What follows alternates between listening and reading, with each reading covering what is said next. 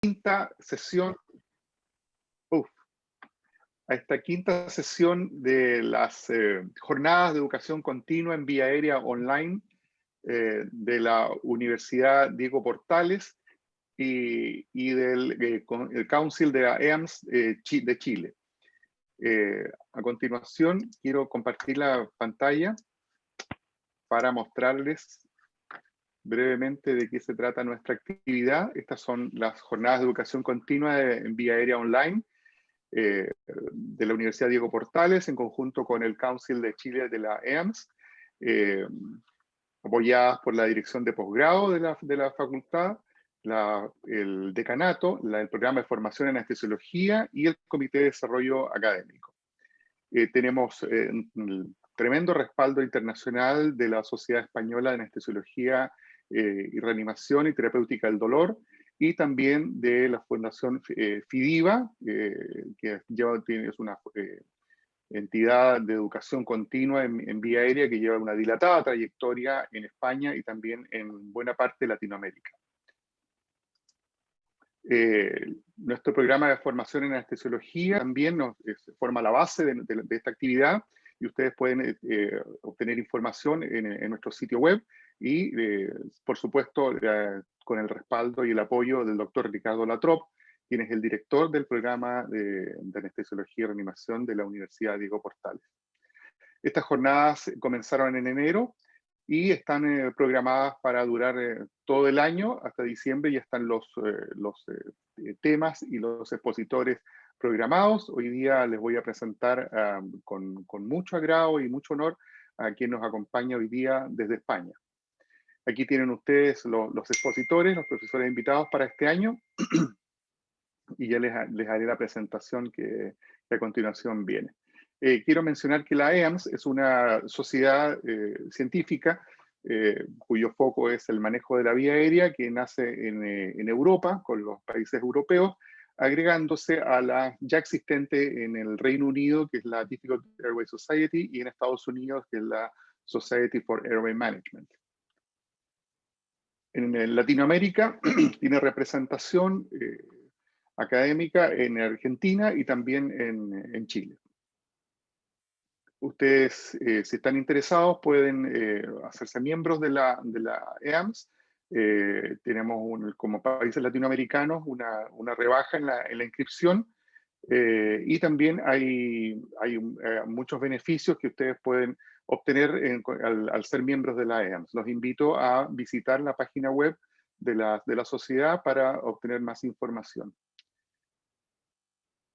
También estas conferencias están siendo subidas a una plataforma de YouTube.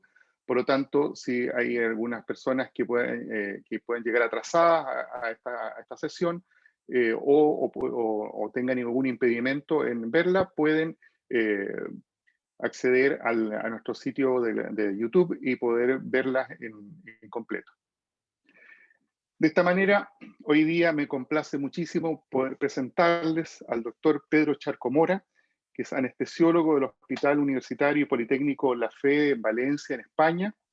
Él tiene un doctorado de la Universidad de Valencia, cuya tesis doctoral se basó en fibroscopía flexible. Él es profesor de anestesiología en la Universidad de Valencia, es vicepresidente de la Sociedad Española de Anestesiología y Reanimación, y también es miembro del board de la EAMS. Así que me complace muchísimo presentar a tan alto persona académica para que hoy día nos ilustre con un tema que es siempre de mucho interés para todos nosotros, que se refiere a cómo actuar frente a una vía aérea difícil. Le agradezco además a Martín Soto, quien es quien hace de soporte de toda esta plataforma, y los invito a Martín a que les proyecte una pregunta que quisiéramos hacerles a ustedes. Ahora, ¿cómo dejo de compartir esto? Clic. No, salir de la reunión no. Ahí parece, ahí sí. Ahí tienen la primera pregunta. La primera pregunta, que se refiere a que si disponen de un carro de viaria difícil en el quirófano? Y tiene las respuestas: sí en la mayoría de los casos, sí en el área quirúrgica, no, no hay disponible, no, salvo que lo avise con antelación. Entonces los invito a que vayan respondiendo para que en el fondo todos nos demos cuenta un poco de cuál es la realidad en la que trabajamos.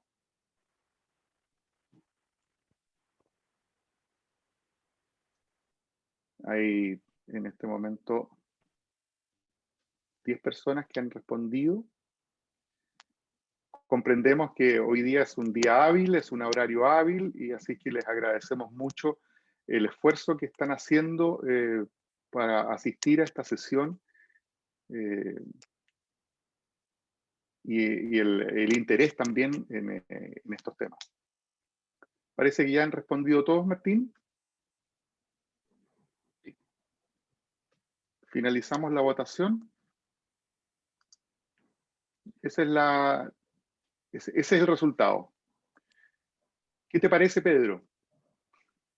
Bien, aunque la N es pequeñita, somos todavía muy poquitos, pero bueno, la mitad sí que lo tiene, es un dato muy a favor. Por lo tanto, la mayoría de ellos lo presentan, pues estupendo, porque es una primera herramienta que tenemos que tener, que vamos a hablar de ella.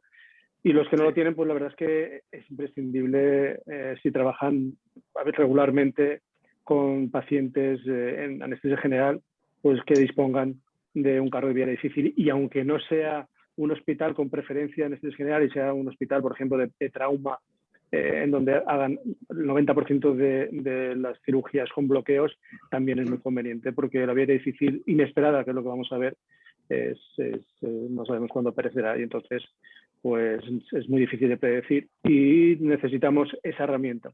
Vamos a hablar a lo largo de los siguientes minutos de todo ello. Correcto. Sí, mira, fíjate que me llama la atención, es como tener un vaso lleno hasta la mitad. Porque hay una mitad llena y otra mitad vacía.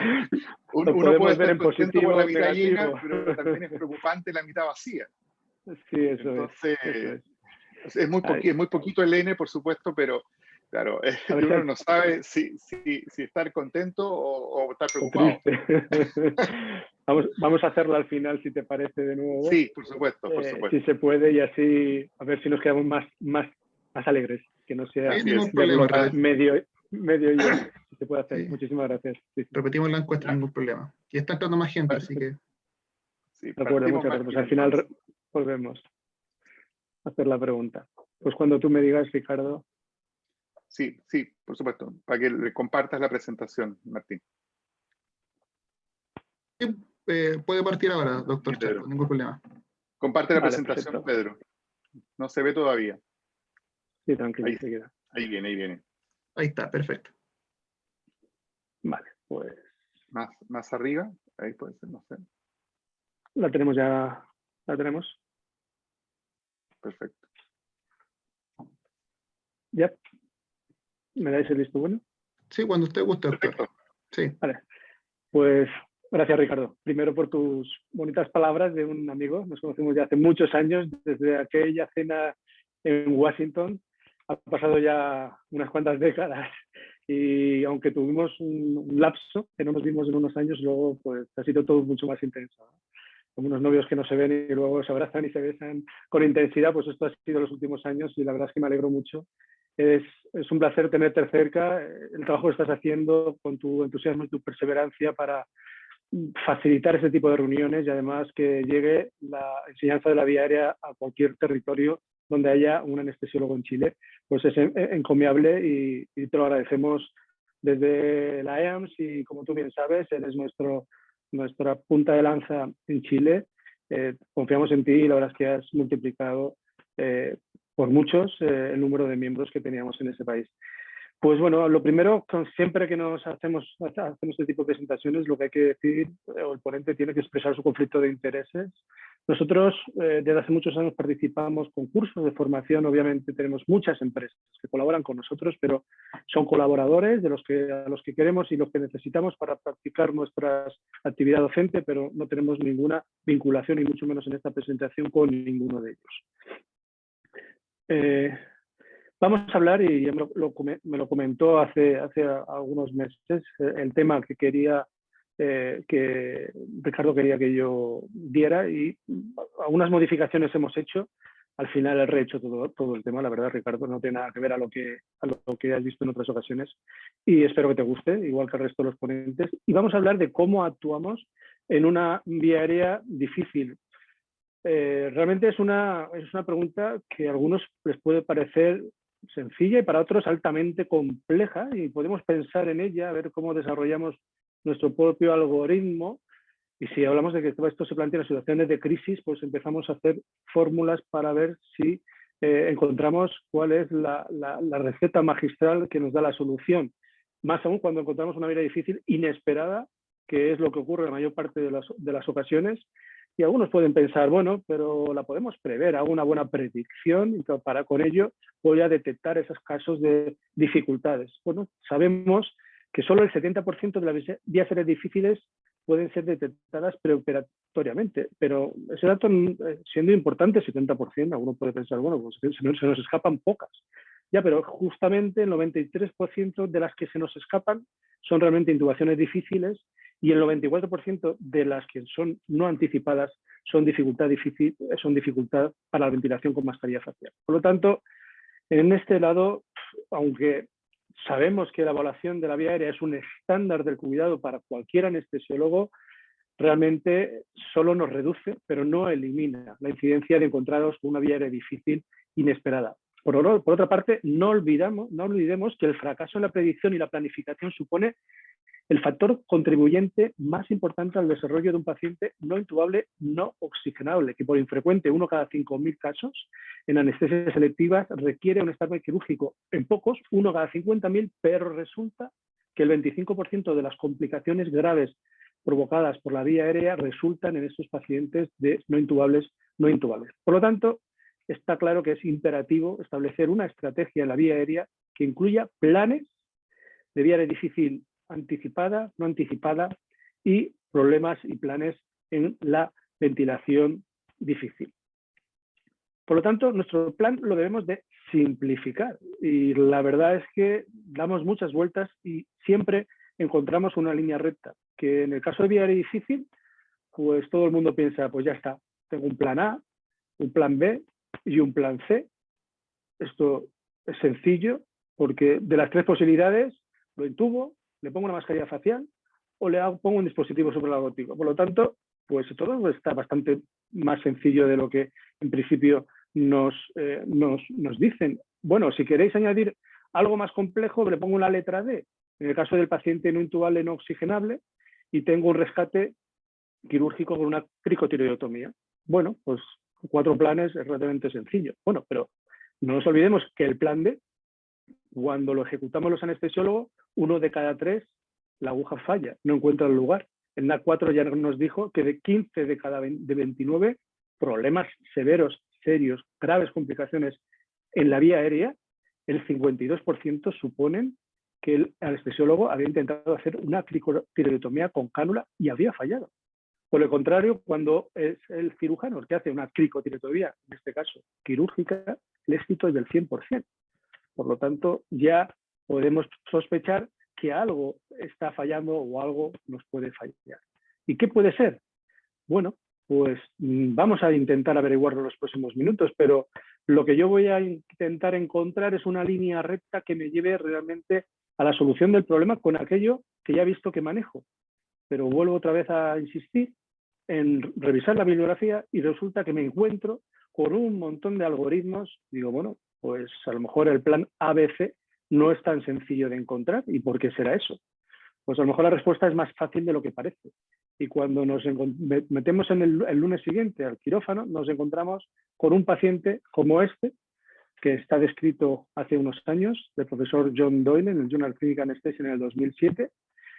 Un paciente de 445 kilos de peso, vamos, un vallenato pesa sobre 550, estamos hablando de casi media tonelada, que, bueno, la media no es mala. Si contamos que hay 4 anestesiólogos para atender el caso, sale una media de 115 kilos, 105 kilos, tampoco es muy exagerado, pero realmente el paciente nos pone grandes complicaciones. La solución del caso al final se da, pero nos puede llevar a graves complicaciones y requerir un manejo integral del paciente. Aquí es donde introducimos el primer concepto que más adelante avanzaremos. Lo importante que es el trabajo en equipo. Y es una situación en la que requiere más aún, no solo de habilidad personal, sino de un trabajo completo de todos los profesionales que allí se encuentran. Me van a permitir un pequeño vídeo en los próximos minutos. Vamos a ver dos casos totalmente diferentes, uno en medicina y otro no médico, con soluciones distintas. Primero vamos a ver el caso conocido por todos ustedes, ya lo comentó creo que Ricardo, de L-Bromide y la solución o el desenlace final.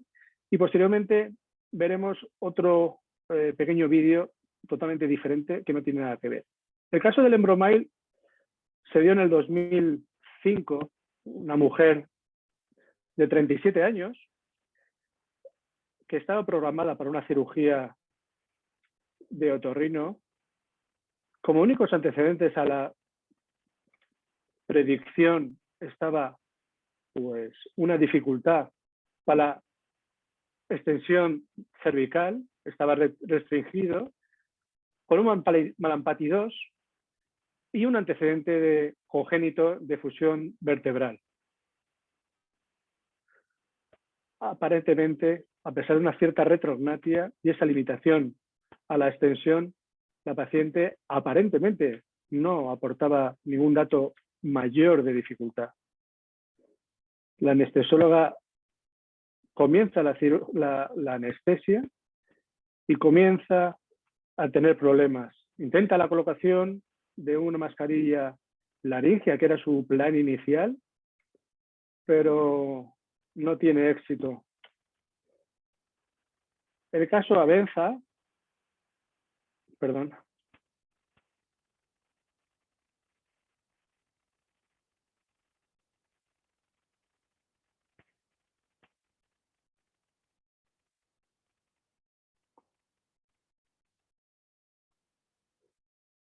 El caso avanza, como decía,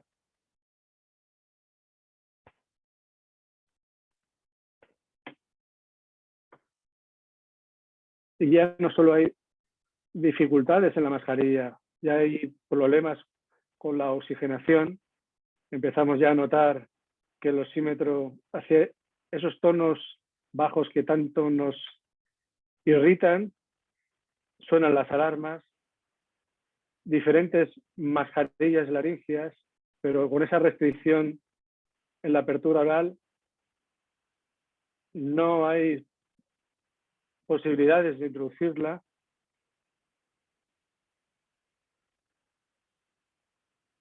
Cambio de mascarilla tampoco, múltiples intentos.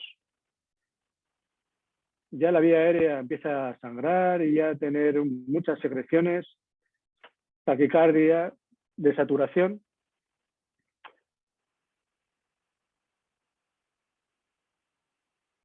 Sigue intentándose. Ahora se prueba tardíamente la ventilación con mascarilla facial. Sospechamos que en esos momentos ya había una vía aérea muy comprometida, edematizada, sangrante, y era imposible, ni siquiera la ventilación con mascarilla facial.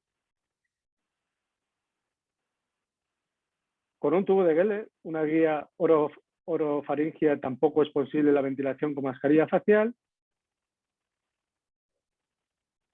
Se intenta profundizar con relajante neuromuscular, succinilcolina, una dosis adicional. Un anestesiólogo que estaba en el quirófano adyacente intenta pasar y intenta resolver el caso. En ese momento, ya con una desaturación prolongada, se intenta la intubación con una laringoscopia convencional. Tampoco es posible. Varios intentos. La enfermera llama a un cirujano. El cirujano acude, pregunta si necesita ayuda intentan múltiples ocasiones más con la laringoscopia, carro de intubación, fibroscopia flexible. Ya comenzamos con una frecuencia baja, y una frecuencia cardíaca baja y una desaturación ya nos indica que los tiempos son muy prolongados. La intubación a ciegas no es posible. Finalmente, con una mascarilla Fast Track, se restaura la oxigenación a pesar de la profunda desaturación y la paciente pues se intenta despertar, no fue posible, se desplaza a otro centro de atención, ingresa en la UCI y muere 13 días después. Este cuadro clínico, este caso lo conocemos todos y sabemos cómo terminó. Por otra parte, muchos habéis visto ya la película Sully, que relata el incidente de un amerizaje en el río Hudson. Si no recuerdo más, era el vuelo 1549, que despegó de La Guardia de Nueva York con destino a Carolina del Norte. Era una Airbus que tuvo un problema por un choque con unos pájaros, luego vemos un pequeño vídeo, y pues cae en el río Hudson con una resolución muy favorable. He podido rescatar este pequeño vídeo que nos enseña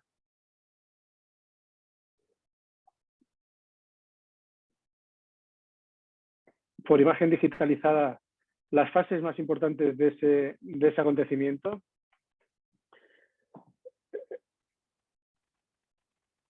El despegue no hubo ningún problema, pero a los pocos minutos colisionó con una bandada de aves, de tal manera que perdió inicialmente uno de los motores y después perdió potencia en el segundo motor.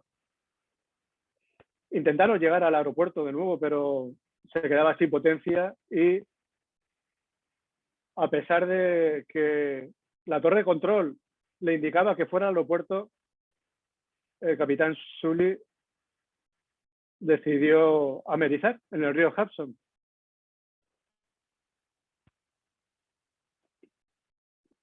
Finalmente, el avión, ahí lo ven, consiguió llegar a su destino, no, a su destino final no, pero llegar a buen recaudo a pesar de que no llegó a su destino, con la supervivencia de todos los pasajeros, 3 de ellos con fracturas, y en una imagen posterior, 10 años después, como en la Universidad de Leiden, todos los pasajeros agradecidos por la intervención tan buena, tan óptima de Capitán Sully.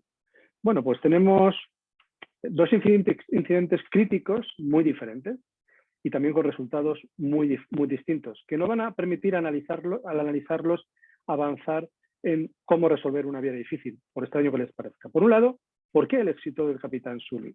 Para entenderlo mejor, quiero contarles una pequeña historia. Vamos a irnos 70 años más atrás, hasta el 30 de octubre del 35, donde se hizo el primer vuelo de demostración del increíble en aquella época Boeing 299, que estaba considerado por el ejército americano como la pieza clave para imponerse a la todopoderosa Luftwaffe y con ello ganar la Segunda Guerra Mundial. En el primer vuelo de demostración eligieron a uno de los pilotos más experimentados, si no al más experimentado, el jefe de pruebas de la Armada, que era el mayor Hill. El 299 despegó sin ningún tipo de problema, pero a una altura de 300 metros entró en pérdida y el avión se estrelló. La investigación posterior confirma que el accidente se debe a un error humano.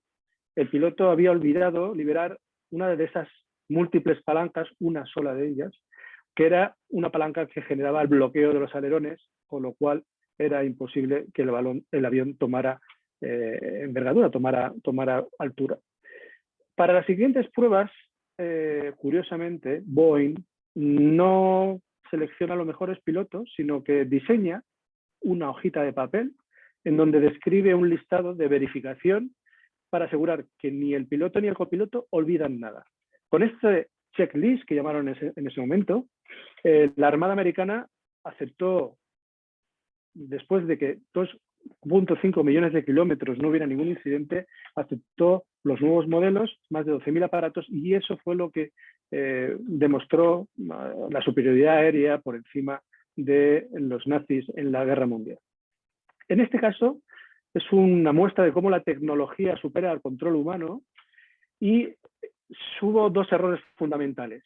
Un error por sobrecarga cognitiva, es decir, había muchas herramientas, muchos dispositivos, muchas cosas que hacer en muy poco tiempo, y por otro lado un error de fijación. A pesar de repasarse todo aquello que a priori encontraban como problemático, no se llegó a encontrar el problema final. A lo largo de los siguientes años, la aviación, pues con estas checklists, mejoró y fue avanzando de tal manera que, reduciéndose el número de accidentes, se mantenía que el error humano era causa del 80% de los accidentes, y normalmente con una secuencia de acontecimientos que la mayoría de ellas no eran críticos, pero entraban en el modelo del queso suizo, que todos ustedes han oído hablar. Con lo que, sumado olvido, error, pues puede provocar un accidente muy crítico. La introducción de este checklist sobre los años 60 hizo que cayera en picado los problemas de los accidentes basados en el piloto y el aparato, y que esta cifra siguiera en disminución hasta hoy en día. De igual manera, la introducción de estas herramientas cognitivas, los checklists, dentro de los programas formativos en vía aérea, pueden reducir, y lo hacen de manera significativa, la realización de técnicas quirúrgicas para poder resolverlas. Con este incidente que antes vimos de Martin Bromley, de Elaine Bromley, su marido, que era piloto de aviación, desarrolló un grupo de trabajo en el que pretendía incorporar el factor humano a la práctica médica. El análisis del factor humano, sus formas de presentación, así como estar preparado para que en una situación de crisis se solucionaran con elementos básicos para que la respuesta fuera óptima. Eso es así porque conocemos que, aunque el radar es humano, el problema es importante y supone la tercera causa de muerte en Estados Unidos después de la patología cancerígena, oncológica y la patología cardíaca, de tal manera que supone aproximadamente un 0,71% de las admisiones de un hospital en Estados Unidos. Y eso supone ni más ni menos que más de 251.000 muertes como consecuencia al error humano. Y cuando se analizan las causas de este error, se encuentran que fundamentalmente son problemas en la comunicación en el equipo. En situaciones de crisis, los errores más habituales están relacionados con esa incapacidad en darnos cuenta que realmente estamos en una mala situación y además a una mala comunicación, siendo el factor humano el responsable del 70% de esos errores, que llevan a consecuencias muy malas para los enfermos y, sin embargo, los programas formativos de educación médica no cubren adecuadamente el estudio y la preparación de estas habilidades no técnicas, como la planificación de los casos, adecuada toma de decisiones, habilidades sociales como trabajo en equipo, la comunicación, el liderazgo, así como situaciones que manejamos y que nos generan un bajo rendimiento, como es el estrés o las situaciones de fatiga.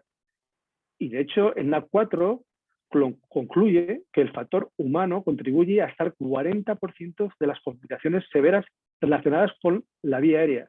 Y un estudio posterior, recuerdo, que identificó al menos 4 factores humanos contribuyentes como mínimo en todos y cada uno de los casos en donde el factor humano provocó este problema crítico. Los accidentes ocurren habitualmente por un error de acción, que suele ser por omisión de una tarea crítica, y se deben fundamentalmente a una falta de concienciación, una falta de decir que está oyendo un problema, tengo que buscar una solución, necesito ayuda. Una emergencia en la vía aérea es que exige una respuesta coordinada del equipo, y sin embargo el exceso de la información y la presión generada por la sobrecarga cognitiva y sensorial, así como los cambios en los procesos mentales y conductuales que rigen el comportamiento del equipo, generados por esa respuesta de estrés, anulan nuestra capacidad de raciocinio, de aplicar algoritmos, generan sesgos cognitivos y, en resumen, aumentan el riesgo de los errores. De tal manera que también en el 4, en los casos en donde se realizó un manejo de la vía aérea inadecuado, 25 de 46 de ellos se consideró que la actuación había sido mala. Es que el 80% de los casos, el manejo por parte del anestesiólogo fue o malo o como mínimo regular. Pero bueno, todos conocemos lo importante que es llegar a la meta, conseguir nuestro objetivo, conseguir que la estrategia que se ha diseñado sea correcta. Pero eso sí, no puede ser a cualquier coste. No podemos hacer eso a coste de la seguridad del enfermo, la seguridad de nuestros pacientes. Hay que intentar llegar con elegancia. ¿Y cómo podemos llegar a solucionar un problema de la vía aérea de tal magnitud, con tal nivel de estrés y que genera tantos problemas? Pues fundamentalmente porque tengamos un nivel de entrenamiento adecuado. Y cuando hablamos de entrenamiento para un anestesiólogo, un entrenamiento en vía aérea, se sustenta en 4 pilares fundamentales que todos ya conocen. Por un lado está el conocimiento teórico, que conectamos los algoritmos, las guías clínicas de toma de decisiones, también un conocimiento clínico. Claro, tenemos que ser capaces de, con nuestro arsenal terapéutico, pues resolver los problemas, identificar el problema y saber cuándo y la manera en que actuamos. Somos clínicos, vemos a un paciente que pasa por el quirófano y sí que sabemos que este paciente nos puede dar problemas. Pues ese es nuestro conocimiento clínico para anticiparnos y darnos una solución. Por otro lado, necesitamos también un desarrollo de nuestras habilidades técnicas sobre dispositivos de simulación o sobre simuladores que pueden ser simples, que no necesitan ser de alta definición en todos los casos. Y tan importante como esos 3, y cada vez más importante, sabemos que lo es, pues el factor humano. Estar preparados en habilidades no técnicas o lo que llamamos también habilidades ergonómicas. Empecemos por la primera, la enseñanza de las habilidades. Obviamente, nosotros no estamos determinados genéticamente en que somos anestesiólogos en el momento de nacer y ya hemos aprendido todo lo que debemos aplicar en nuestros quirófanos. Sabemos que eso no es así. Necesitamos aprenderlo. Y en el proceso de aprendizaje, mejor que estemos muy motivados, idealmente entonces con una motivación intrínseca, porque esto mejora nuestra capacidad de aprendizaje, porque existe un compromiso, además tiene interés de aquel que la tiene, y las actividades son estimulantes, y las que más se estimulan son las que nos generan un mayor control personal. Si no es así, ya necesitamos utilizar motivadores extrínsecos a modo de premio-castigo. Por lo tanto, el desafío para nosotros, que también no solo tenemos que aprender, sino también que tenemos que educar, es que la enseñanza haga que en el proceso de aprendizaje el alumno tenga estímulos y tenga sobre todo un gran control de lo que se está realizando. Porque normalmente, y creo que estamos bastante de acuerdo en ello, cuando iniciamos el aprendizaje tenemos una curva muy elevada al inicio y creemos que ya somos altamente competentes y altamente cualificados. Vamos, esto lo dominamos totalmente. Creemos que somos ya leones cuando realmente a lo mejor la imagen no es la que nos estamos creando. Esto se llama efecto Dunning-Kruger, es decir, al principio la pendiente de aprendizaje efectivamente es muy alta, pero poco a poco nos vamos encontrando con problemas, intentamos buscar otras alternativas y esa búsqueda de problemas, es encontrarse problemas y búsqueda de soluciones es lo que nos da la experiencia y lo que nos va a generar que de una forma mucho más lenta y más progresiva podamos adquirir esta habilidad técnica. Por suerte, la mayor parte de nosotros estamos en una zona media de la curva y vamos aprendiendo cada uno de las performances que estamos realizando, nuestras técnicas. Pocos, quiero creer que muy pocos están en la zona baja de aprendizaje y también, por desgracia, tampoco hay muchos que están ya a un nivel altísimo de expertise. Y lo que sí que sabemos es que si tenemos cierto grado de estrés, un estrés moderado, nuestro aprendizaje es más óptimo. Esta es la ley de Yerkes-Dodds. Es decir, que necesitamos aprender con cierto nivel de estrés. Porque el principio de la enseñanza de las habilidades ya está descrito por Miller y tiene un modelo secuencial, escalonado, y de esa manera es la forma en la que tenemos que aprender. En la base de la pirámide está la adquisición de competencias menores y en el vértice la mayor complejidad. Al inicio estamos con el conocimiento teórico y posteriormente con las habilidades. Y así, en este nivel, a nivel de la base, vamos con la adopción de conocimientos, es decir, saber. En segundo lugar, saber cómo aplicar estos conocimientos. Un nivel más avanzado, donde ya tenemos el grado de habilidades, un nivel más avanzado, donde están las aptitudes. Necesitamos demostrar cómo se aplican estos conocimientos.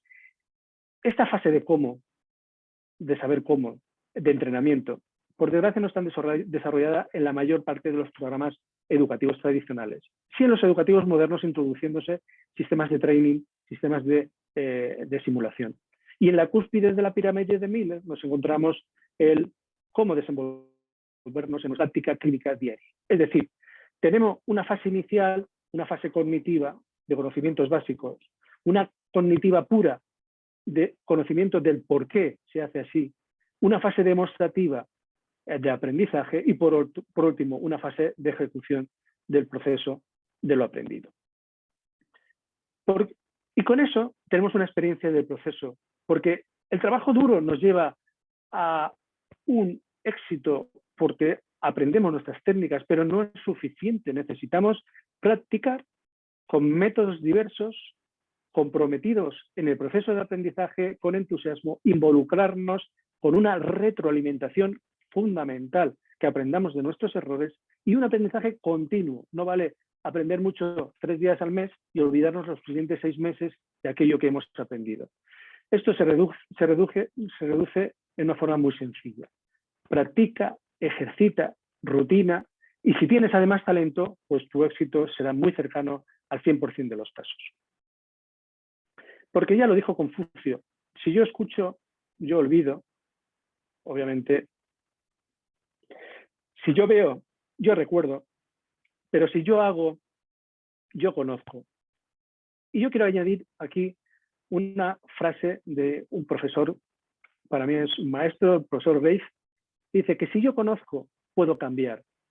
Porque para nada queremos dar todo este tipo de sesiones y esforzarnos todo esto si no llegamos a un Kilpatrick 3 o 4. Es decir, si no hacemos que todos nosotros modifiquemos algo por lo que hemos aprendido en nuestra práctica clínica y que ese algo llegue a nuestro paciente, que nuestro paciente se lleve algo de lo que nosotros ha aprendido en su bien. Y eso es lo que todos buscamos. Pero no solamente es preciso la resolución de una vía, no solamente resolvemos una vía difícil con habilidades prácticas, no, necesitamos, y cada vez más esto es así, el desarrollo de habilidades no técnicas en anestesia, lo que se ha llamado ANS. Y fundamentalmente se agrupan en 4 niveles. El primero es darse cuenta de la situación, porque con ello nos anticipamos al problema. En segundo lugar es tomar las decisiones correctas, identificar las diferentes opciones y reevaluar continuamente lo que hemos hecho para no cometer errores de fijación y errores de continuación, coordinar el trabajo asignando los roles correctos a cada miembro del equipo y planificando, identificando y preparando, priorizando las tareas en cada momento para obtener el mejor resultado. Y esta tarea la suele liderar una de las personas del equipo, la más experimentada o la que tenga más conocimiento en el trabajo de grupo. La figura del líder, por lo tanto, es el elemento que da cohesión al proceso, tomando parte en todas las fases que ahí ven descritas, desde la visión del problema hasta la solución final. En la génesis de la estrategia, en los objetivos, gestiona, guía al equipo a través de la buena comunicación, participación y el respeto de todas las personas. Porque un buen líder hace que el equipo se engrane de forma adecuada, actúa coordinada, eficaz y eficientemente en el cumplimiento del objetivo que nos habíamos propuesto. Por lo tanto, el equipo es la parte fundamental porque no vale en tomar decisiones arriesgadas que entren en pánico, que supongan un estrés para todos y que no tengan un resultado óptimo. Por lo tanto, el líder del equipo asigna los roles y está encargado de que la estrategia que se consiga sea la adecuada. Pero esto no es novedoso. Las ayudas cognitivas son muy importantes. A lo largo de nuestra vida siempre buscamos ayudas para solucionar los problemas más básicos. Intentamos hacer equipo. Utilizamos los checklists y mucho más aún en una situación de crisis donde lo que necesitamos son herramientas sencillas, fáciles de aplicar y que implique técnicas de uso cotidiano y sobre todo que sean eficaces. Todos manejamos las herramientas descritas en el Vortex, la intubación, la mascarilla facial o la mascarilla laringia. Y podemos, y así lo tiene que hacer el líder del equipo, implementar estas ayudas cognitivas como el checklist. Ahí vemos en una simulación un miembro del equipo encargado exclusivamente en el cumplimiento y correcta ejecución de las maniobras a través del checklist asignado por el líder, y de esa manera trabajaremos de forma correcta. Y esas herramientas cognitivas son fundamentales. No sé si lo conocen a este señor, imagino que no. Ramón Campayo es un español que es de Albacete, de pueblo de mis padres. Lo pongo aquí pues porque, además de ser un récord mundial en lectura comprensiva de 2.500 palabras por minuto y tener el récord de recordar secuencias binarias 48 secuencias en un minuto, es 10 veces campeón y récord mundial de memorización. 48 secuencias binarias en un minuto, a mí ya me podéis dar las que queráis y la verdad es que es muy difícil de eso poder hacer. 5, 6, 7, 48, 96, 35, 76, ya pasó 30 segundos. Pues lo pongo aquí porque este señor lo que ha diseñado es una herramienta cognitiva, que la ven ahí. Lo que hace es asociar un número a una palabra en donde lo que domina es la consonante. Por ejemplo, el 1 es T, es la T. La T es la que hace de 1 o la D. En este caso vamos a ver la T. El 0 es aro, la R. El 10 será entonces, por ejemplo, la T o la R, toro. Cuando le ve un 10, dice lo que está viendo no es el 10, es toro. La sílaba toro. Y esto le da para memorizar 48 palabras por minuto. Pues si vamos a otra combinación, por ejemplo, el 4, que es oca, con el 7, que es feo. El 47 es café. Entonces, este señor, donde nosotros leemos 47, él lee café. Con lo cual, ahora podrán entender que el uso de herramientas cognitivas puede ser de mucha ayuda para poder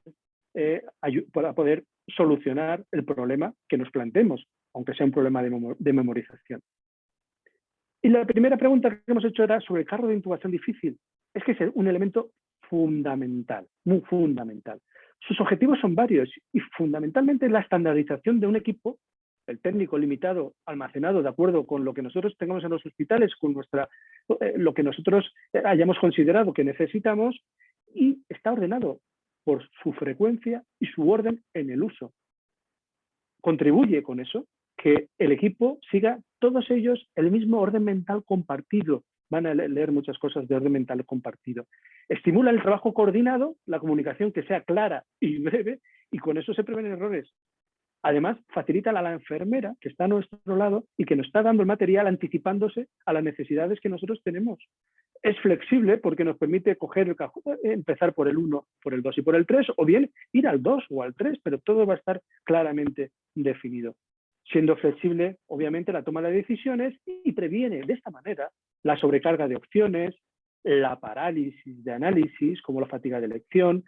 Estos carros pueden ser unidades portátiles y pueden ser 3, 4 o 5 compartimentos, lo que ustedes consideren, y cada uno, eso sí, organizado de la manera más coherente en la atención y en el algoritmo que ustedes tienen. Una parte muy necesaria, nos ha quedado ahí, no sé muy bien por qué, esas rayas. Bueno, una parte muy necesaria, como decía, no solamente está el carro, sino está en la ergonomía de la sala de crisis, sea el quirófano, la UCI, la cuestión, porque la ubicación del material y tener a la mano todo lo necesario importa, y importa mucho. Nosotros o esta es lo que vamos a publicar próximamente en la SEDAR, vamos a ver pues la disposición del material y de los elementos, tanto móviles como las personas, en un quirófano. Para una intubación un paciente dormido, o para una intubación un paciente despierto con el paciente en posición sentado. INT es el primer intubador y el AUX es el ayudante. Como ver, el ayudante está en línea, y en línea está con el carro de intubación y con los monitores, porque todo tiene que estar accesible y visualmente muy fácil de operar a la hora de resolver el problema. En el caso de una vía difícil no conocida, tanto el médico intubador como el ayudante están a la cabecera del paciente. Si por el contrario conociéramos la dificultad, la posición preferente sería enfrente del paciente. En posición sentado, por el beneficio de la gravedad sobre la vía aérea, no es más. El médico intubador también debe asumir la función del líder. Y en el caso de que se precise ayuda, se añadiría un nuevo rol, que lo tienen como INT2, que será el segundo intubador, que se aconseja que sea una persona experta, y en el caso de que esté el experto y el líder, y el intubador 1, la figura del líder puede cambiarse o intercambiarse entre ellos. Pero es muy importante la ergonomía de la intubación. Es altamente importante tener el material, el paciente y los dispositivos en la situación adecuada. La interacción de este factor humano, pues, es la clave para conseguir el éxito. La asignación anticipada de roles del equipo mejora la atención y la comunicación efectiva para, por parte de la figura del líder, optimizar los resultados sobre el paciente.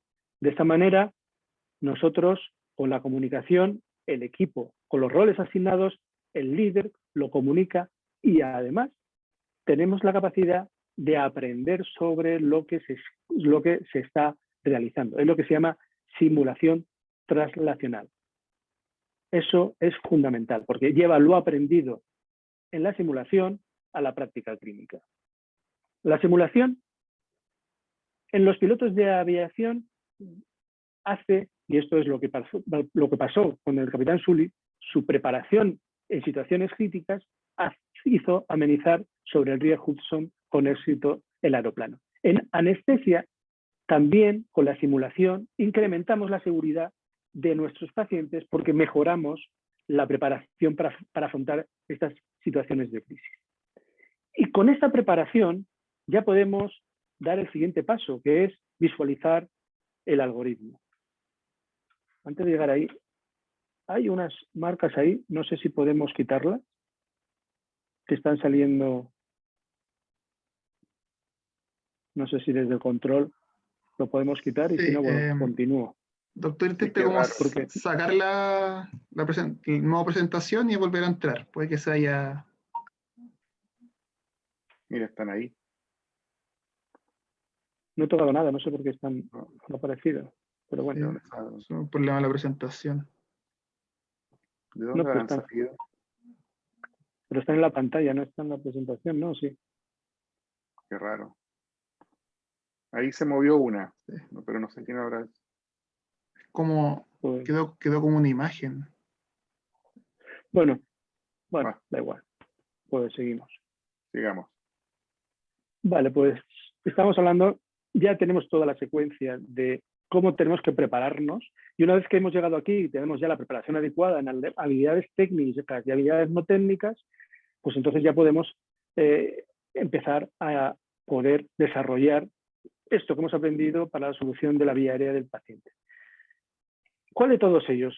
Tenemos muchos algoritmos. ¿Cuál de todos ellos? Pues todos tienen sus ventajas y sus inconvenientes. Ya en el algoritmo 2003 en la ASA incorporaba 3 conceptos que me parece que son básicos a la hora de establecer su estrategia. Porque el algoritmo, al fin y al cabo, es una estrategia, y usted tiene que definir su estrategia dependiendo del lugar donde se encuentre, dependiendo de sus capacidades, ya hemos dicho, de conocimiento, capacidades técnicas, capacidades clínicas, sus capacidades de factor humano, y según eso y el entorno, usted lo que tiene que es aplicar esa estrategia, pero siempre acordándose que mejor, en el caso de vías aéreas difíciles conocidas, un paciente despierto, si no es posible, porque el paciente es un paciente agitado, es un paciente politraumatizado, es un paciente sindrómico, es un niño. Entonces, en esos casos que no pueda hacer o considere que no está indicado una intubación despierto, preserve la ventilación espontánea.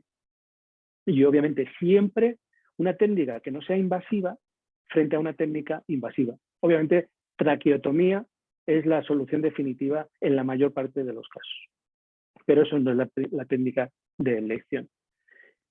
En la versión más actual del algoritmo, ya de este algoritmo de la SANTE, ya casi 10 años, ya incorporaba los dispositivos supraglóticos de nueva generación y la videolaringoscopia, como ya acceso inicial a la vía aérea, adecuando los supraglóticos. Estamos hablando de un algoritmo ya antiguo, del 2013. Y con esto, establecer una estrategia hasta llegar a, si todo falla, pues hacer pues, una emergencia, una vía aérea quirúrgica emergente, que suele ser una cricotiroidotomía. Y para ello, pues ustedes tienen diferentes técnicas de intubación y técnicas de ventilación. Técnicas de intubación, pues usted puede hacer una intubación despierto o una intubación nasal a ciegas, si está acostumbrado a realizarlo, intubación fibra óptica, un estilete, un dispositivo supraglótico que le permita intubar a su través, o bien puede utilizar un broncooscopio rígido, si tiene problemas de ventilación a 2 personas, es decir, tiene diferentes maniobras para poder resolverlo. No está obligado a utilizar una. Lo que sí que está obligado a utilizar es aquella en la que tenga mayor experiencia, porque esto es así. Hay una máxima que se repite, es que usted, en los casos más difíciles, siempre debe utilizar aquellas herramientas que use en su actividad cotidiana. Yo siempre, pues, digo esto, lo repito, y creo que es fundamental. No podemos hacer un acercamiento a una vía aérea difícil con una técnica, por muy indicada que sea, como la o la videoendoscopia flexible. Si yo no manejo de rutina la videoendoscopia flexible, estará indicadísima, pero si yo no lo manejo, no puedo utilizarla. Tendré que utilizar técnicas que maneje. A lo mejor manejo mejor la videolaringoscopia, pues lo haré con un videolaringoscopio o un laringoscopio directo o una fast track. Pero tengo que utilizar una técnica que domine en esas situaciones de dificultad encontrada o inesperada. Otros algoritmos, el alemán, pues escaloncitos. Cada escalón te está marcando pues un nivel de complejidad. El 0 es condición de despierto, el siguiente paso una mascarilla facial, si eso no me mejora un supraglótico, en medio, delante o detrás, intubo, y si no, una vía aérea quirúrgica como solución final. Hay otros algoritmos. ¿Quién será? ¿Qué será? Pues el italiano, ¿no? Muchos coloridos. Realmente todavía me gusta mucho porque es muy vistoso en la diapositiva, pero si me piden que le explique con detalle cada cosa, se puede hacer, obviamente, pero es algo más complejo, algo más complejo. Aún así, vemos que en este algoritmo hablan del tercer y cuarto intento de laringoscopia. No les recomiendo que hagan más de 2 intentos de laringoscopia. Y ya conforme más al norte nos vamos, pues las cosas son más claras y más vistosas, como es el caso del canadiense, que ya tiene unos añitos, desde 2013, pronto lo revisarán, y hay un plan A de aproximación inicial al paciente, un plan B, si me falla mi plan inicial, una estrategia de salida, si ya tengo solucionado o tengo ya claro que el paciente es difícil o no y lo voy a hacer o no lo voy a hacer, y una estrategia de rescate, de emergencia. Es decir, no puedo hacer más que seguir adelante, el paciente no lo ventilo, no lo intubo y tengo que buscar ya la resolución final, que puede ser un supralagótico, puede ser una cricotiroidotomía. Y hay otros, como el de Nicolas Creme del Vortex, en donde utiliza una estrategia en base a los 3 grandes grupos de dispositivos que nosotros conocemos, que ya hemos hablado de ellos, además de pues, unas manipulaciones o unos dispositivos de ayuda. Variando entre uno y otro, con posibilidad de hasta 3 intentos como máximo en cada uno de ellos, lo que no quiere decir que estemos en cada sitio con 3. Al primero consideramos que no se ventila con mascarilla facial y pasamos a un dispositivo supraóptico, no tenemos que hacer muchas otras maniobras. O bien, pues a este algoritmo, que es el próximo que vamos a tener y publicar en la Sociedad Española de Anestesia, en donde hemos añadido el concepto de vía aérea dudosa. Al principio hablamos de 4 grandes situaciones: vía difícil conocida, prevista, vía aérea dudosa y vía aérea no conocida.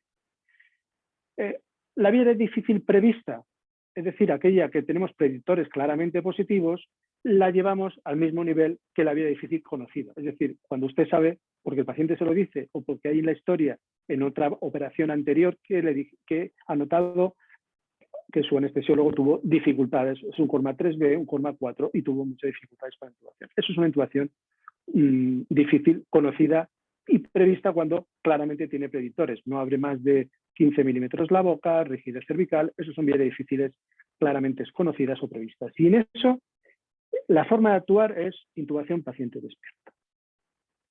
Nosotros recomendaríamos la filoscopia o la fibroendoscopia flexible, pero hay otras alternativas, como ven al otro lado, que sería la videolaringoscopia al estirete o incluso la laringoscopia directa en situaciones muy escogidas.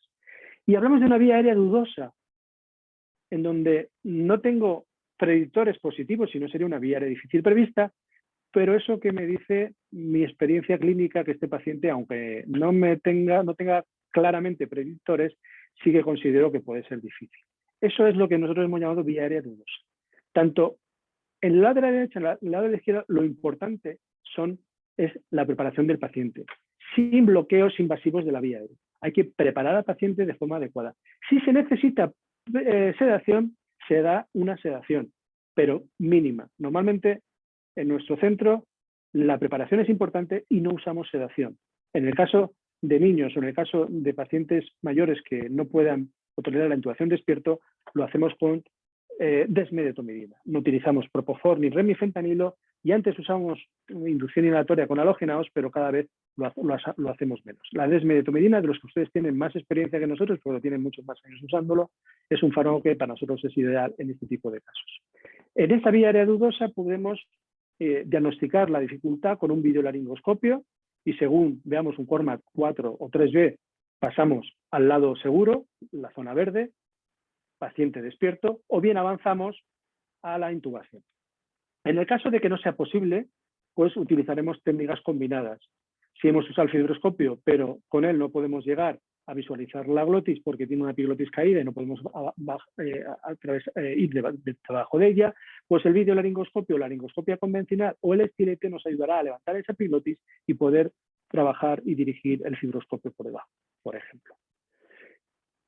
¿Qué ocurre en la vía difícil no conocida? Pues que nos falla el primer intento de intubación y ya en ese mismo momento hay que pedir ayuda y pedir el carro de vía aérea difícil mientras comprobamos si se oxigena adecuadamente con mascarilla facial. El fallo del primer intento, como ven, o pone laringoscopia difícil o laringoscopia directa o videolaringoscopia. Nosotros las dos opciones van a estar al mismo nivel. Vamos a recomendar como primera opción la videolaringoscopia en todas las situaciones.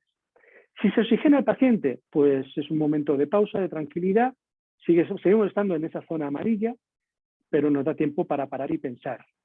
¿Pensar en qué? Pues optimizar al paciente, optimizar la técnica, mejorar la laringoscopia, ayudas como el introductor, el estilete, mejorar la posición del enfermo en cuanto a la mejora del paciente, manipulación cervical si se necesita, identificamos la membrana cricotiroidea porque eso nos va a dar mucha ayuda y en todos los casos oxigenación continua.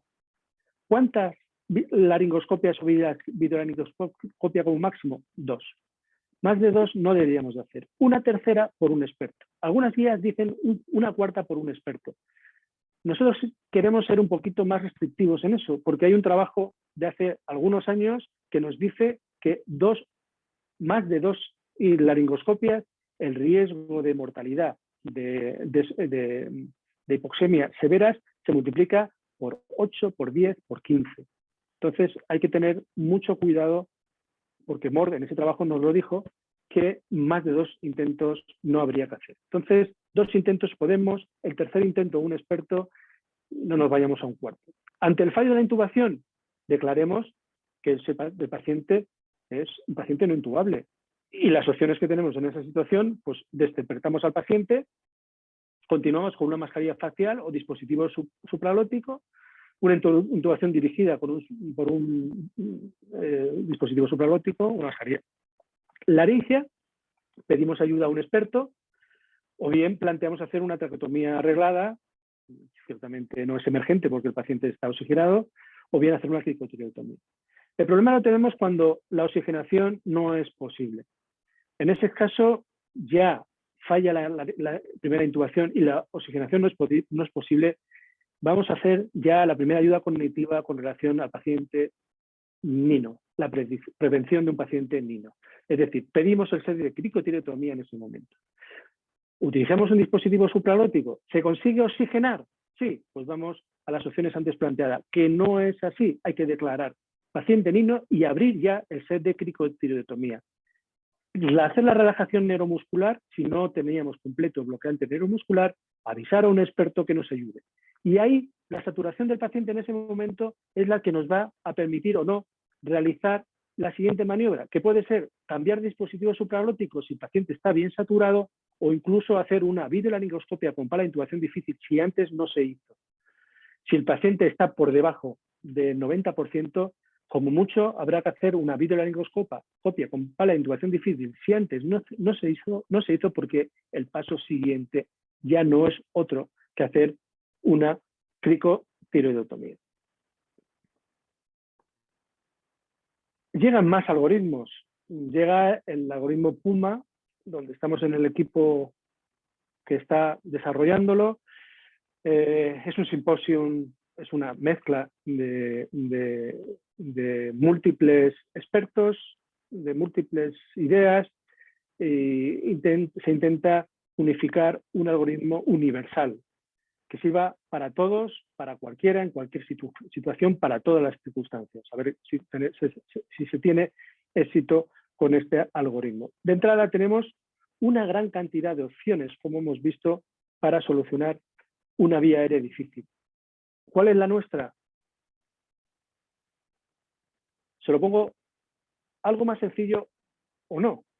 Por ejemplo, el ejemplo lo tenemos en la Clínica Mayo.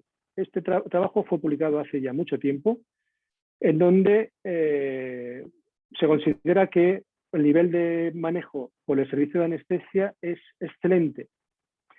Entre otras cosas porque el servicio de anestesia lo que hace es docencia a todo el hospital, no solamente dentro del servicio, sino a toda la área quirúrgica, a toda el área de anestesia fuera del quirófano, a los cuidados intensivos, a la reanimación, a urgencias hospitalarias y también a las urgencias extrahospitalarias, incluso en módulos de helicópteros. Y todo es el servicio de anestesia el que genera la formación a todo el hospital.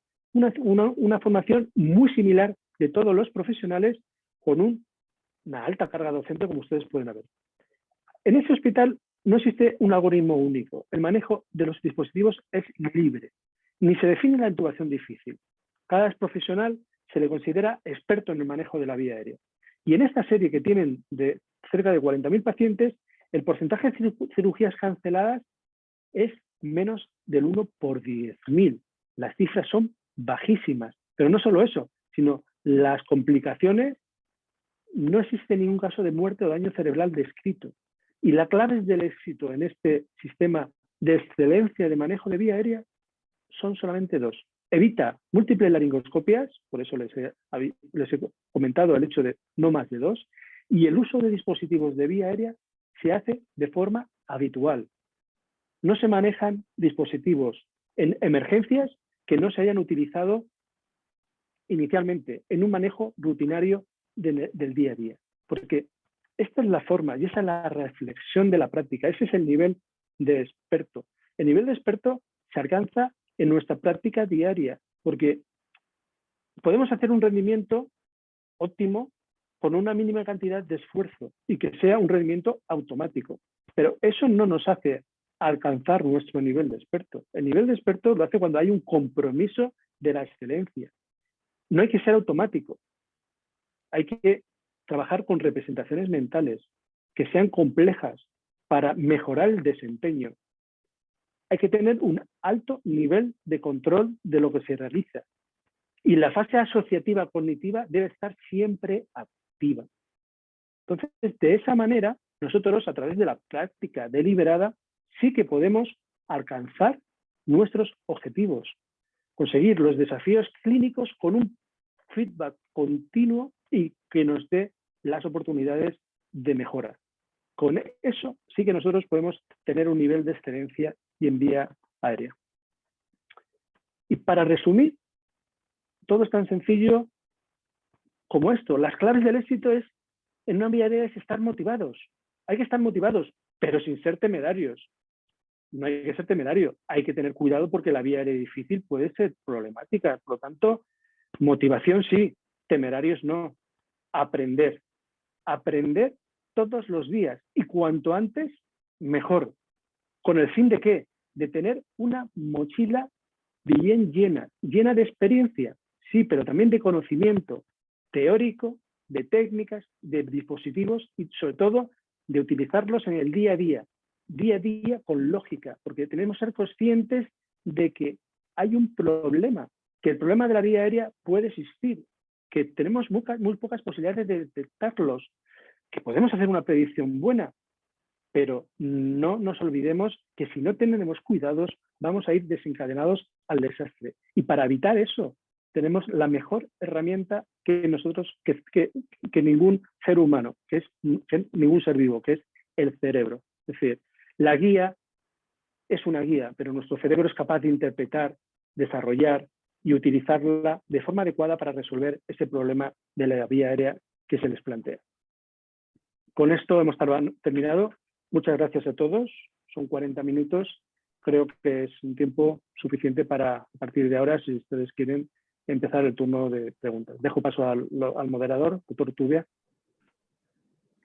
Muchas gracias, doctor Charco. Realmente ha sido una instancia tremendamente educativa y muy valiosa con todos los conceptos que nos has entregado en un tema que es siempre motivo de preocupación. La vía aérea difícil, sin lugar a dudas, es uno de nuestros fantasmas en la anestesiología y por supuesto, poder conversar sobre este tema con una persona, con un experto como tú que estás en un sitial académico y de práctica y de docencia tan elevado, sin duda que a todos nosotros nos es tremendamente valioso.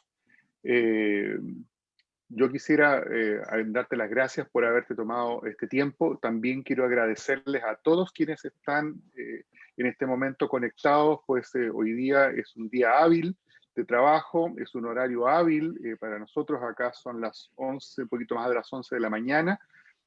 Así que les agradezco muchísimo el esfuerzo. Quisiera, por favor, antes de ofrecer la palabra, leer algunos mensajes que nos han llegado. El doctor Mandujano de México dice que el problema para muchos hospitales de México, principalmente institucionales, no considera necesario un equipo especial para el abordaje de la vía aérea y con las técnicas asistidas de anestesia regional, pues se opta por esta. La semana pasada, dice, abordó un paciente con retraso mental, síndrome de Poland-Möbius y Pierre-Robin. Dice que lo manejaron con fibroscopio. Villares dice Bonfield y la resolución final fue con intubación retrógrada. Entonces, ahí hay una combinación frente a una realidad, una combinación de elementos que finalmente los llevaron al éxito. Hay una pregunta para ti, Pedro, que de Bruno Frías. Quería consultarle sobre algún conocimiento y aproximación respecto a un algoritmo de vía aérea universal propuesto por Nicholas Crimes. Dice, al menos en el último Congreso de Anestesia Argentino, dio una charla magistral respecto a este problema y una solución adecuada para el problema de los múltiples algoritmos, simplificando y anteponiendo los distintos settings. Parece que algo mencionaste tú al respecto. Sí, bueno, el PUMA, el Universal Airway Management Algorithm, pues está en desarrollo. Es un proyecto que se pensaba que iba a terminar en solamente 2 años, pero por desgracia se está prolongando mucho más porque no es fácil unificar en un solo algoritmo todas las ideas de todos los expertos que hay. Es un algoritmo que, a diferencia de los anteriores, que estaba limitado a áreas geográficas y sobre todo a sociedades concretas, porque cada algoritmo, no nos olvidemos que corresponde a una sociedad científica, este algoritmo lo que pretende es que, lo que ha hecho es juntar unas 25 o 26 sociedades científicas, algunos grupos, entre ellos está FIDIBA, que estamos aportando, algunos grupos científicos, en integrar las múltiples ideas, los problemas de cada lugar. Tengan en cuenta que es muy difícil integrar un algoritmo único en una clínica en Nueva York con la clínica en la India. Hacer un algoritmo único es altamente complejo. Entonces estamos encontrando con ese tipo de problemas. A la hora de desarrollar una única estrategia y que sea simple, que pueda ser aplicable para dar la misma calidad al paciente en un complejo residencial americano en la India o en Chechenia o donde ustedes quieran, o en España, da igual. Son lugares tan dispares, tan dispersos, con medios tan diferentes, con exigencias tan diferentes. Pues claro, un mal resultado en la India para el paciente es igual de malo que para el paciente americano, pero el paciente americano en Estados Unidos va a pedirle al anestesiólogo una indemnización severísima y daños y perjuicios severísimos, y el indio a lo mejor no. No quiere decir que tenga que estar diferentemente tratado, ni mucho menos. Pero lo que sí que está claro que la exigencia de dispositivos y de material es distinta. En una utilizarán a lo mejor el último fibroscopio avanzado y en otra utilizarán como mucho un videolaringoscopio, y hay que resolverla igual. Entonces, pues sí, Nicolás está muy interesado, todos están muy interesados en ello, pero estamos teniendo problema de cuadrar todo eso en un algoritmo único. Saldrá para el 2022-23, va a salir. Sí, me pero no te puedo adelantar, Bruno, más.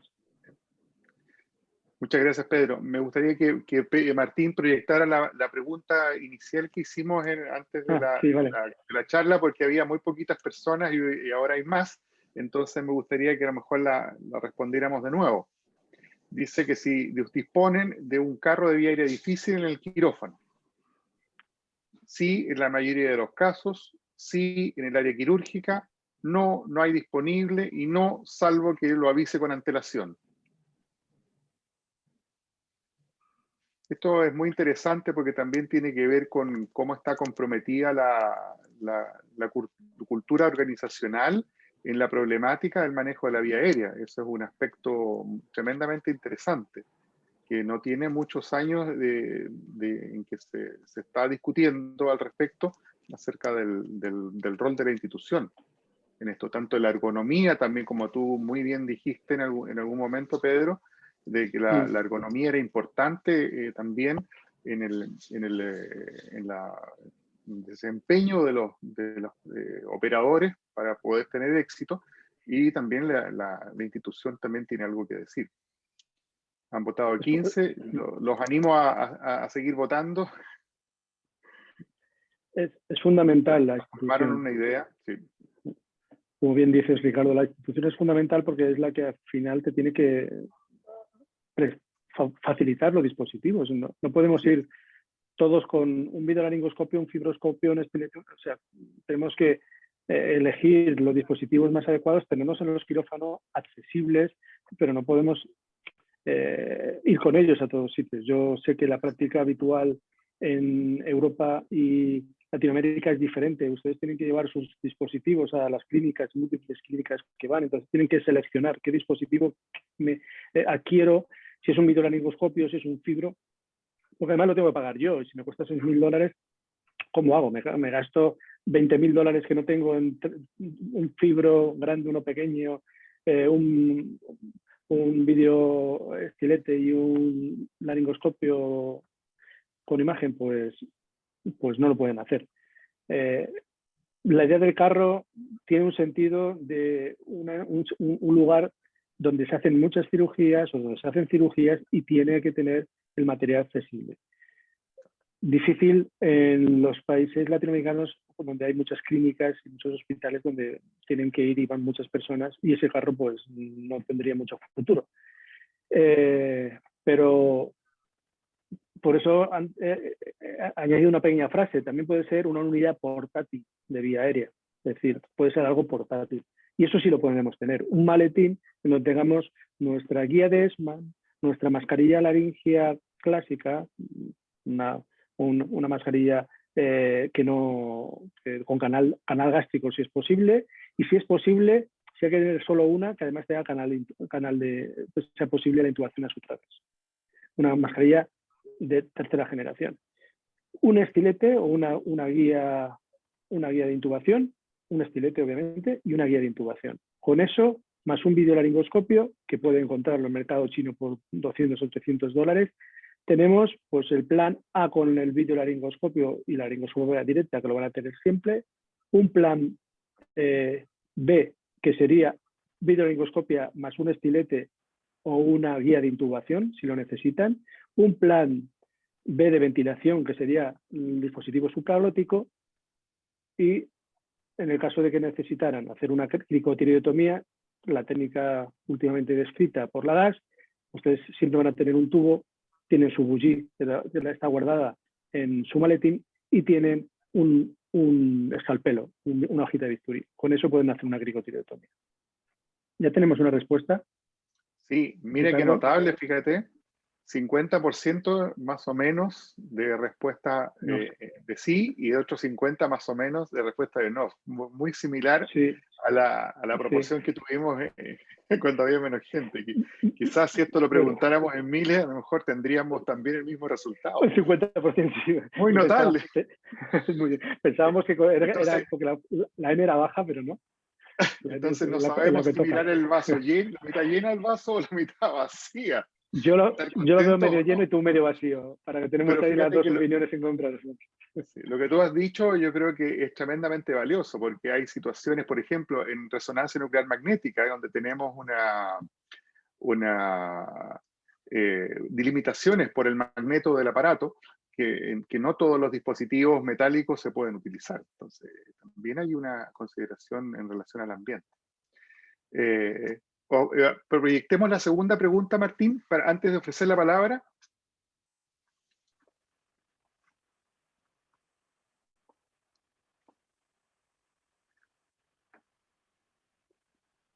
Ahí está la segunda pregunta, después de la conferencia del doctor Charco. Cuando tienes una vía aérea difícil, ¿aplica algún tipo de protocolo? Sí, disponemos de un protocolo propio en nuestro servicio. Sí, aplicamos un protocolo ya existente de alguna sociedad reconocida, o no, hago lo que creo conveniente según mi experiencia.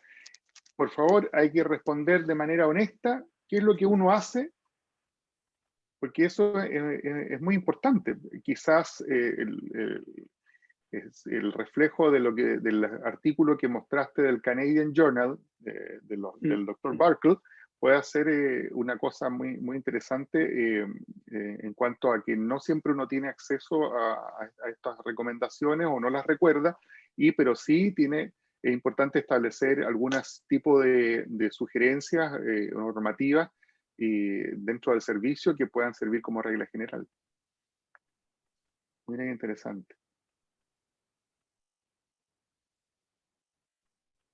Bien, la cifra ahí sí que es más. Sí, parece que la gran mayoría se aplican un protocolo reconocido. No sé qué te parece, Pedro. Es una cifra buena. Rondando el 75-80%, queriendo ver el vaso, como antes decíamos, medio lleno.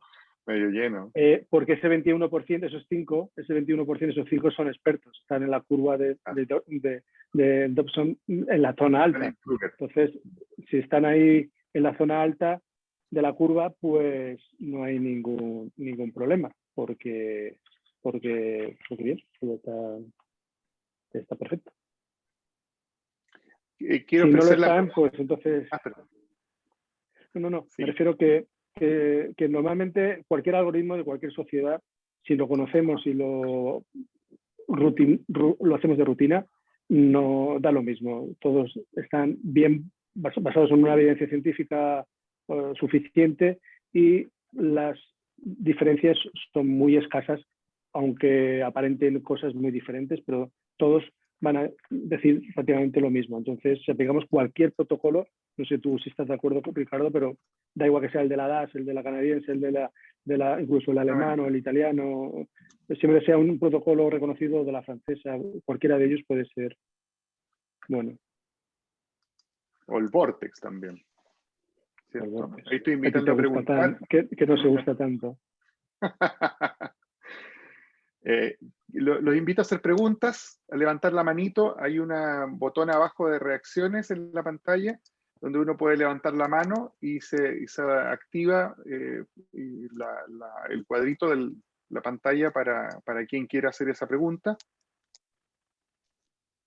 O también en el chat.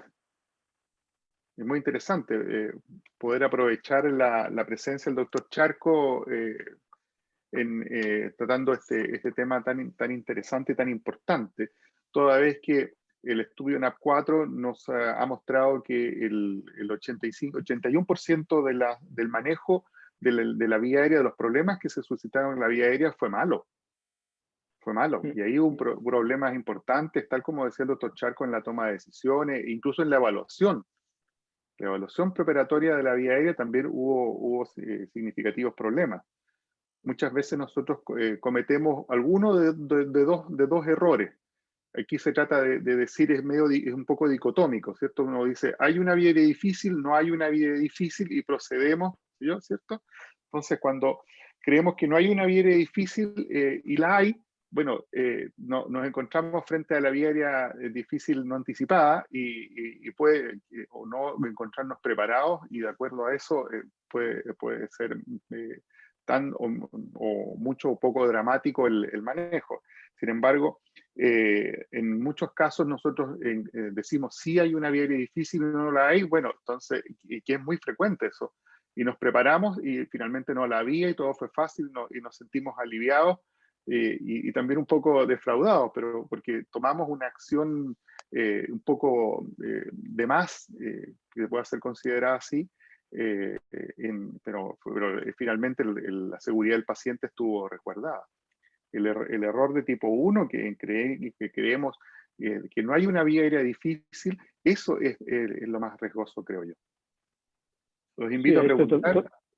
Totalmente de acuerdo contigo, Ricardo, porque más vale tener un falso negativo que tener un falso positivo en estos casos, porque un falso negativo, como tú bien has dicho, lo único que te da es que has dedicado un tiempo, un esfuerzo, pero bueno, claro, no pasa nada porque luego resulta que el paciente no tiene ninguna complicación, pero si tenemos un falso positivo, perdón, un falso negativo en donde sí que el paciente lo es y el test nos ha dado como que no lo es, ahí hay que tener un poquito de cuidado porque nos encontramos con la vía difícil no conocida y si se oxigena podemos tener ciertas garantías de éxito, pero si no se oxigena hay que tener cuidado. El caso Bromail ponemos muchas veces el ejemplo, pero parece que exageración, ¿no? Pero cómo se meten tantos líos. Por desgracia, viéndolo de fuera, ves muy aparatoso, estando dentro, lo mismo el tiempo se te pasa y no sabes ya si has intentado meter la mascarilla laringea una vez o 15 y te parece que llevas poco tiempo, ya llevas 40 minutos y el paciente está saturado. Entonces hay que tener muchísimo cuidado. Por eso es importante que haya alguien más con nosotros enseguida que haya un problema, porque ese error de fijación, que es muy grave, puede solucionarse sencillamente con que haya alguien al lado y nos diga, oye, ya lo hemos intentado, vamos al siguiente paso, oye, se ventila, vamos a esperar. Es muy importante pedir ayuda en estos casos, entendiendo la ayuda incluso al cirujano. La práctica clínica en muchos lugares es que estamos solos en el quirófano y a veces estamos con una loco regional, con una catarata de ojos y estamos haciendo una general, con una mascarilla laringea y nos viene una urgencia. Entonces a veces tenemos que estar a 4 quirófanos porque la urgencia también hay que hacerla. Eso es algo que no debemos hacer, pero que si lo hacemos, pues en alguno puede haber un problema. Y si no hay nadie, ni un anestesiólogo más capacitado que nosotros alrededor, siempre habrá un cirujano que nos pueda ayudar. Entonces, no olvidaros que el paciente no es nuestro la intubación y ante un problema de intubación nos comemos toda la situación, sino que el cirujano nos puede ayudar. De hecho, en el NAP4 nos decía que si hay que abordar la vía aérea de una manera quirúrgica, por un acceso cervical, hablamos de cricotiroidotomía, Si tiene a alguien más éxito, no es el anestesiólogo, es el cirujano. Un cirujano, obviamente mejor si es un cirujano especializado en cuello, pero si no lo es, un cirujano que maneja las técnicas quirúrgicas, le es más fácil abrir la membrana tiroidea que a un anestesiólogo que no está entrenado. Por lo tanto, esa parte la puede hacer el cirujano. O sea que es importante pedir ayuda a la persona que esté a nuestro alrededor, incluso el cirujano, que no se vaya en la extubación, que esté con nosotros, o al menos lavándose, cuando hacemos la inducción. Todas esas cosas, si las hacemos de rutina, nos ayudan a que si tengamos un problema, tener recursos a nuestro alrededor, sobre todo cuando no tenemos o vamos escasos de recursos. Tenemos al doctor Gustavo García Fornari. Está Tato. No nos escucha. Hola, Tato. ¿Estás trabajando, hola, Tato? ¿qué tal? ¿Cómo les va? Perdón, me conecté tarde y estamos acá en quirófanos. Hola, Pedro. Es que la hora no podía en otro momento, discúlpame. Hora laboral. Discúlpame todos, pero es que no podía. Pasa que viernes a esta hora tenemos actividad y, bueno, de vez en cuando me toca trabajar también. Muy a menudo, me parece, para ser jefe. Allá en el hospital italiano tienen un buen centro formador que reciben gente de muchas partes y tienen una estructura bastante sólida en cuanto al manejo de la vía aérea, basada en las recomendaciones, y tienen los dispositivos, etcétera. Es un centro bastante ideal. Pero sin embargo, yo creo que también es válida la experiencia de un centro así, donde existen todos los recursos, con relación a decir que posiblemente nunca se solucionen todos los problemas. Por eso quería preguntarte, Tato, ¿qué problemas tienes tú todavía que no has solucionado con relación al manejo de la vía aérea difícil en un centro que dispone de todo? Mira, es un centro que tiene de todo, pero todavía no tenemos definidos algunos aspectos desde que certificamos la Joint. Por ejemplo, si yo te muestro que tenemos nuestras torres, nuestro quirófano y estamos haciendo en este momento una cirugía torácica, todo eso lo tenemos muy bien definido en quirófano. El tema que es un hospital muy grande y no solamente tenemos que abarcar el quirófano. Entonces, cuando salimos a las salas de cuidados críticos o a la guardia, ahí es donde todavía contamos con muchos inconvenientes. Y te digo que y con el tema del COVID, que se suceden intubaciones que uno las puede prever con más anticipación, pero a veces no, y terminan siendo, como siempre, de noche o los fines de semana. La gente que está en esos lugares por ahí no está tan preparada como las que tenemos en los quirófanos. Y tampoco contamos con un team de intubación difícil, que es algo extremadamente recomendable y que funcione las 24 horas y los 365 días del año. Ese team nunca lo pudimos lograr, pero nuestro objetivo en los próximos años es seguir formando a todos los que hacen guardias o están en unidades cerradas y tener el equipamiento suficiente en esos lugares, ¿no?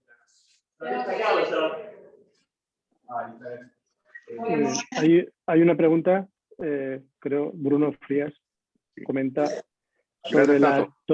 Gracias, Tato. Es que hay una pregunta que quería contestar, una pregunta a un alumno. A ver, ¿alguna recomendación respecto al uso de videolaringoscopia más fibrobroncoscopia flexible, es decir, técnicas combinadas para rescate o incorporación en los algoritmos de vía aérea, ya sea difícil anticipada o no predicha, y sobre si tiene algún conocimiento respecto a la curva de aprendizaje? Bueno, ya lo habíamos comentado, y de hecho en el algoritmo que les he enseñado del próximo algoritmo que probaremos en la SEGAR, hablamos de técnicas combinadas como una estrategia cuando nuestro plan inicial avanzado fracasa. Es decir, si la fibroscopia flexible fracasa, y he puesto un ejemplo que ya me ha pasado en 3 ocasiones, que intentas hacer una fibroscopia flexible a un paciente dormido y la epiglotis no la levantas, no se puede levantar.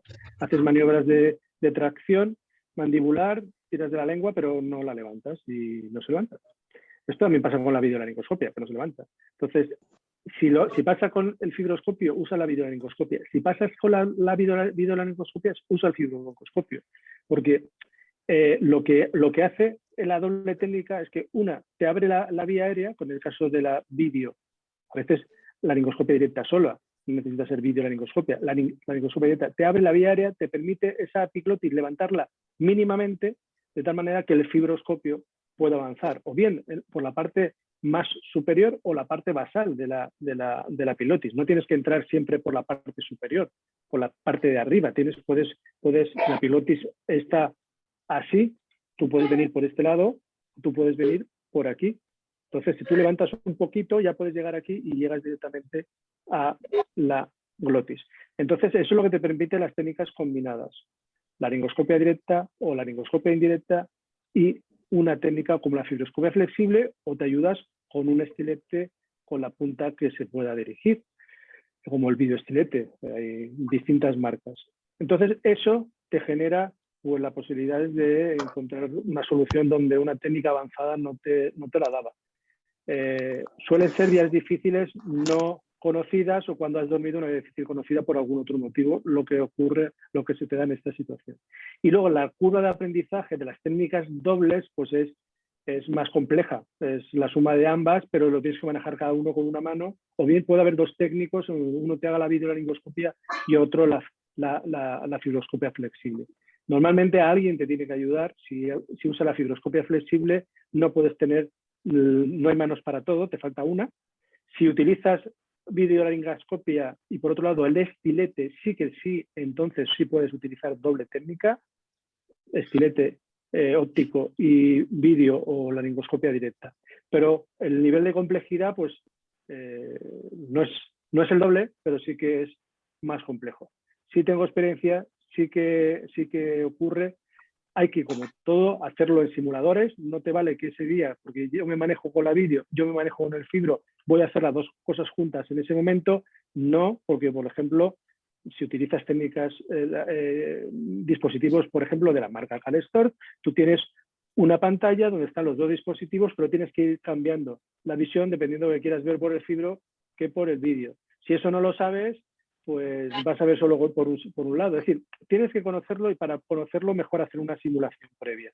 Entonces, manejar, como siempre, como hemos dicho repetidamente a lo largo de los últimos, en la charlita que hemos dado, es que te manejas y lo hagas en tu rutina y sobre todo en la simulación.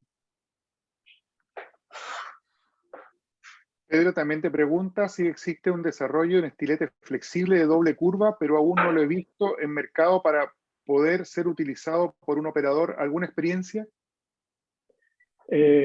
No. Flexible de doble curvatura. Estilete flexible de doble curvatura. Si es flexible, tú lo puedes curvar como quieras. No entiendo lo de doble curvatura. Sí que había estiletes que tenían forma de S, pero estos ya son bastante primitivos. Tenemos estiletes rectos que tú luego la curva, porque lo que te interesa del estilete es sobre todo los últimos 10 centímetros, 8 centímetros, que se levante la punta, porque el resto, el estilete, cuanto más rígido, mejor. Hay estiletes que tú les puedes dar la forma al Chicani, le puedes dar forma. El videoestilete que hablo de la Calestor es recto, rígido y la punta móvil, y esos son los que realmente, para mí, son más útiles. Rígidos al principio y móviles al final. Esos son los estiletes que yo os recomendaría si tenéis que comprarlos, más que aquellos que vas modificando la forma, que también te puede servir. Pero creo que lo más anatómico para la solución es estos rectos con puntas curvas. Este doble curva flexible no lo conozco. No, tampoco. ¿Alguien más quiere hacer alguna pregunta? Si no es así, son 20 para las 12 del día acá en Santiago. en diversas partes donde están ustedes es más tarde, sin duda. En España ya son 6 horas más, ¿cierto? Sí, aquí son las 5:30, 5:35. Así que yo creo que está perfecto. Martín, quiero compartir un poquito una pantalla. Sí, Héctor, adelante. Si me permites. Sí, quiero darle las gracias al doctor Charco por esta extraordinaria demostración de cómo nosotros deberíamos enfrentar una vía aérea difícil.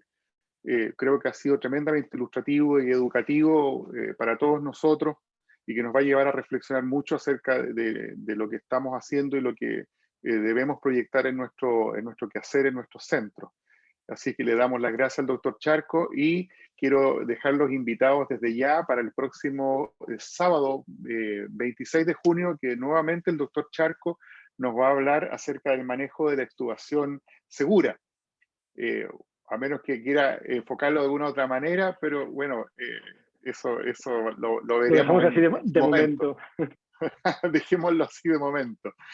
Y por último, también quiero dejarlos invitados para el próximo 2 de junio, creo que es miércoles, 2 de junio, para que puedan asistir vía online a este webinario organizado por la EAMS, que está centrado en el manejo de la vía aérea en pacientes críticos adultos. Aquí tenemos dos muy interesantes expositores, el doctor Rusotto y el doctor Miatra, que nos van a hablar acerca del manejo, los hallazgos del estudio INTUBE y algunas consideraciones y lecciones aprendidas que nos puedan ayudar a nuestro quehacer en el manejo de pacientes críticos, especialmente en este momento en que tenemos una gran cantidad de pacientes críticos aquejados de insuficiencia respiratoria muy grave, como con esta pandemia de COVID-19. Así que les agradezco muchísimo su asistencia y participación y los dejo invitados para el próximo sábado 26, 10 de la mañana de Chile, nuevamente con el doctor Pedro Charco. 4 de la tarde en España, sí. Ahí les enviaremos invitaciones y les rogamos que se inscriban por los canales que tenemos habilitados para ello. Muchísimas gracias y que tengan un muy buen día. Muchas gracias, Pedro. Muchas gracias, Ricardo. Muchas gracias a todos. Hasta la próxima. Gracias, Ricardo.